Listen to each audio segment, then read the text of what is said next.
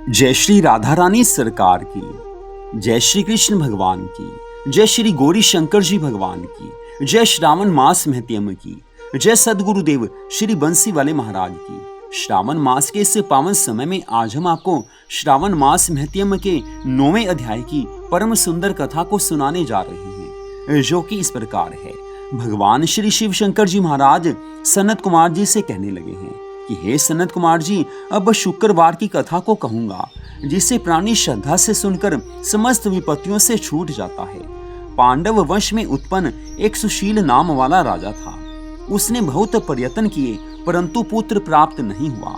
उसकी सुकेशी नाम की पत्नी सर्वगुणों से युक्त थी। जब पुत्र प्राप्त नहीं हुआ तो वह चिंताग्रस्त हो गई। वह स्त्री के स्वभाव के कारण प्रत्येक मास में कपड़े के टुकड़े को अपने उदर में बांधकर पेट वृद्धि करती थी। इस तरह साहस के कारण स्वप्रसूति के अनुसार सुकेशी गर्भिणी को खोजती रही। प्रारब्ध से पुरोहित की पत्नी को उसने देखा। उस समय वह गर्भवती थी। कपटी राजा की पत्नी ने प्रसव समय में दाई के कार्य वाली अन्य किसी स्त्री को इस काम के लिए नियुक्त किया। उस सूतिका को एकांत में बहुत सा धन दिया और अपने गर्भ के अनुकरण की सारी बातें कह सुनाई। और इधर जब राजा ने अपनी पत्नी रानी को गर्भवती जाना तो उसने पुंसवन और सीमंतो नयन बड़े प्रसन्न मन भाव से किया। पुरोहित की पत्नी का प्रसव का समय समीप आया। यह सुन उसी तरह रानी ने भी वचन रूपी कार्य किया। पुरोहित की स्त्री गर्भवती थी, प्रसूति की बात जानती नहीं थी, अतः दाई की वाणी का पालन करती थी। पुरोहित की स्त्री के वंचना करने के लिए दाई ने उसके नेत्र बांध दिए। उत्पन्न हुए पुत्र को किसी के द्वारा राजमहिषी के समीप भिजवाया, अर्थात राजा की पत्नी के समीप पहुंचाया। इस प्रकार राजमहिषी के समीप पुत्र का जाना कोई जान नहीं सका। रानी ने पुत्र ग्रहण कर कहा कि मुझे लड़का हुआ और सब जगह समाचार भेज दिया। इधर दाई ने पुरोहित की पत्नी के नेत्र जो बंद थे वो खोल दिए। वह अपने साथ मांस की एक पिंडी लाई थी। पुरोहित पत्नी को उसी को दिखाया और विस्मय और खेद युक्त वाणी को भी प्रसूति का आप ही कहने लगी कि यह अनिष्ट हुआ है। पति देव से कहकर इसकी शांति करवाना। पुत्र नहीं हुआ तो न सही, परंतु आप तो बिल्कुल सकुशल हो। पुरोहित पत्नी को प्रसव स्पर्श चिंता हुई, क्या इसने कपट किया है, ऐसे उससे संदेह हो गया। तत्पश्चात भगवान श्री शिव शंकर जी महाराज सनत कुमार जी से कहने लगे हैं कि राजा ने पुत्र की उत्पत्ति की बात सुनी तो जात कर्म संस्कार आदि करके ब्राह्मणों को गज, अश्व, रथ आदि का दान दिया। जो कैदी बंधे जेल खाने में थे उन्हें प्रसन्नता पूर्वक छोड़कर सूतकांत में नामकरण आदि संस्कार किए। राजा ने उसका नाम प्रियव्रत रखा। श्रावण मास के आ जाने पर पुरोहित पत्नी ने शुक्रवार के दिन भक्ति द्वारा जीवंतिका का अर्चन किया। दीवार में बहुत लड़कों के सहित जीवंतिका मूर्ति लिखवाकर पुष्प माला से अर्चन कर 5 दीपक जलाए। गेहूं के पिसान के दीपक बनाकर उनमें दीपक जलाती और आप भी गेहूं के पिसान के दीपक को घृत में पकाकर भोजन किया। अक्षत फेंक कर कहा कि जहां भी मेरा पुत्र हो, हे करुणा निधे, हे जीवंती, उसकी रक्षा करना। ऐसे प्रार्थना कर कथा श्रवण कर यथाविधि नमस्कार किया है। जीवंतिका के प्रसाद से बालक की लंबी आयु हो गई। उस रोज से जीवंतिका देवी उसके पुत्र की मात्र की तरह दिन रात रक्षा करने लगी, अर्थात माता की तरह दिन रात रक्षा करने लगी है। ऐसे कुछ काल बीतने पर राजा की मृत्यु हो गई। पितृभक्त पुत्र ने पिता की पारलौकिक क्रिया की। फिर मंत्री पुरोहितों ने प्रियव्रत को राज सिंहासन पर बैठा दिया। उसने प्रजा की रक्षा तथा कुछ काल तक राज्य का भार वृद्ध मंत्रियों को देकर पितृ ऋण से मुक्ति प्राप्त करने के लिए भक्ति द्वारा गया जी जाने की इच्छा की। उसने राजकीय वेश छोड़कर कार्पटिक वेश बनाकर यात्रा की। रास्ते में किसी गृहस्थी के घर में निवास किया। उसी रोज उस गृहस्थी की पत्नी को पुत्र हुआ। इसके पूर्व उसके 5 पुत्रों को क्रमशः षष्ठी देवी मार चुकी थी, पर इस लड़के के हो जाने पर 5वें रोज राजा वहां गया था। राजा ने वहां शयन किया तो जब रात्रि में षष्ठी देवी बालक ग्रहण करने आई तब षष्ठी देवी को देखकर जीवंतिका ने कहा कि हे षष्ठी देवी, इस राजा को लांघ कर मत जाओ। यो जीवंतिका के मना करने पर जैसे षष्ठी देवी आई वैसे ही खाली हाथ चली गई। उसने 5वें रोज पुत्र को जीवित देखकर राजा से प्रार्थना की, हे राजन, आज के दिन आप मेरे घर पर ही ठहरिए, क्योंकि हे प्रभु, मेरे 5 पुत्रों की मृत्यु हो गई है, लेकिन भगवान की कृपा से ये 6ठा पुत्र प्राप्त हुआ है और मेरा 6ठा पुत्र जीवित है। गृहस्थी की ऐसी प्रार्थना सुनकर प्रियव्रत ने वहीं पर निवास किया। फिर गया जी जाकर पिंड देने लगा। वहां विष्णु पद पर पिंड को देते हुए आश्चर्य हुआ कि जब पिंड ग्रहण करने के लिए 2 हाथ निकल पड़े। ऐसी घटना देखकर वह राजा चकित हो गया, संदेह करने लगा, क्या करूं?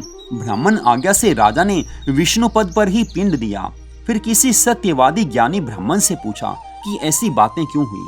उसके पूछने पर ब्राह्मण देवता ने कहा कि हे राजन, ये दोनों हाथ पिता के हैं, ऐसा क्यों हुआ? इसकी जानकारी के लिए घर में जाकर अपनी माता से पूछो, इसकी बातें तो माता ही कहेगी। राजा चिंतित तथा दुखित हो मन में अनेक तरह के विचार करने लगा।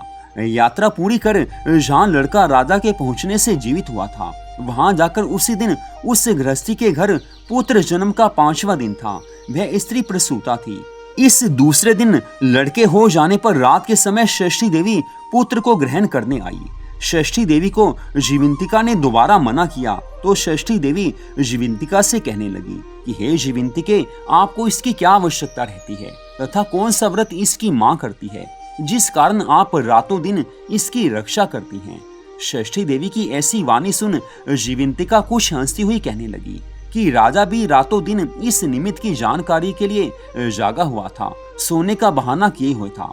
उसी समय राजा ने उन दोनों की सब बातें सुनी।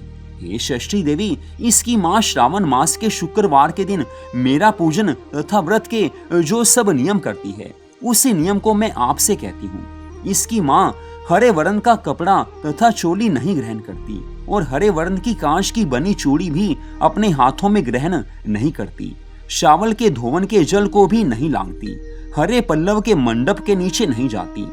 हरे वर्ण का हो जाने से करेले का साग भी नहीं खाती। ये सब मेरी प्रसन्नता के लिए करती है।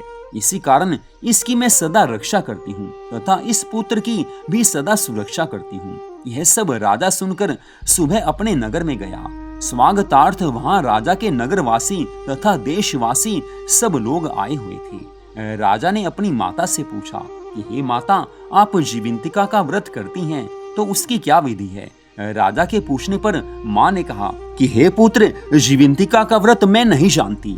तब राजा ने गया यात्रा के फल की प्राप्ति के लिए ब्राह्मणों तथा सुवासिनी को भोजन कराने की अभिलाषा प्रकट कर उन सुवासिनी ब्राह्मणियों के यहाँ हरे वस्त्र, हरी चोली और हरे कांच के कंगन आदि परीक्षा के लिए भिजवाए। दूत ने वहां ये कहा कि आप सब राजा के घर में भोजन करने आए। पुरोहित की पत्नी राजदूत से कहने लगी कि मैं हरे वर्ण की कोई चीज नहीं लेती। पुरोहित पत्नी की ऐसी वाणी सुनकर राजा से दूत ने जाकर कहा।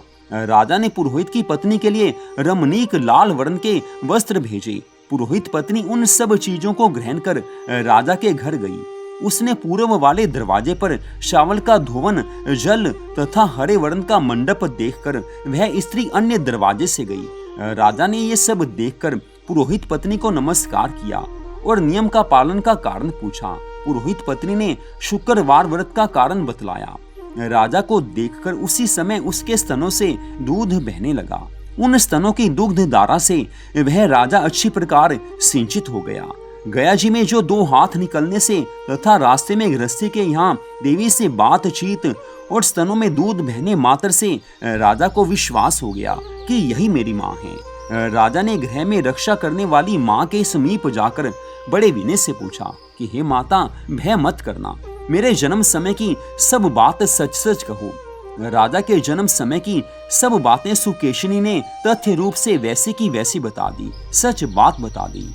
राजा ने इससे प्रसन्न हो अपनी जन्म देने वाले माँ बाप को नमस्कार किया और संपत्ति देकर बढ़ाया।